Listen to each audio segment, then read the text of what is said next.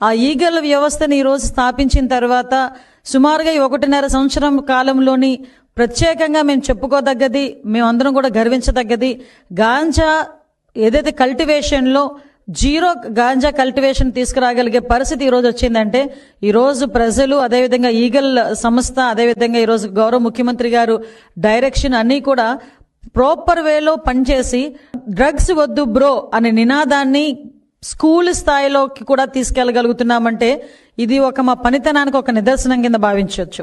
మొత్తము లెక్క పెడితే 11 మంది ఉన్నారు. ఇమీడియట్ అందరికి మీద డ్రగ్ టెస్ట్ చేయడం జరిగింది. డ్రగ్ టెస్ట్లో ఒక 5గురికి పాజిటివ్ వచ్చింది, 6గురికి రాలేదు. మళ్ళీ తర్వాత ఫర్దర్గా ప్రొసీజర్ ప్రకారంగా మళ్ళీసారి పూర్తిగా వివిధ రకాల కోర్టులు వివిధ రకాలుగా తీసుకుంటున్నాం. కాబట్టి మనము దానిలో ఆథెంటిసిటీ ఎంత ఉంది అనేది టెస్ట్ చేయడానికి జీవో నంబర్ 4 ప్రకారంగా మేము మళ్ళీ హాస్పిటల్కి వెళ్ళి బ్లడ్ శాంపిల్స్ తీయించడం జరిగింది. దానిలో ఇంకొక వ్యక్తికి కూడా పాజిటివ్గా వచ్చినట్టుగా మొత్తం 6గురికి పాజిటివ్ వచ్చింది, మిగతా 5గురికి నెగిటివ్ వచ్చింది. కాబట్టి వెంటనే వాళ్ళను సంబంధిత జ్యుడిషియల్ ప్రొసీజర్ ప్రకారం కోర్టుకు ప్రొడ్యూస్ చేయడం జరుగుతుంది. వాళ్ళను మేడ్చల్ పోలీసులకు అప్పగించి రావడం జరిగింది. ఎంపీ బ్లడ్ శాంపుల్లో పాజిటివ్ వచ్చింది.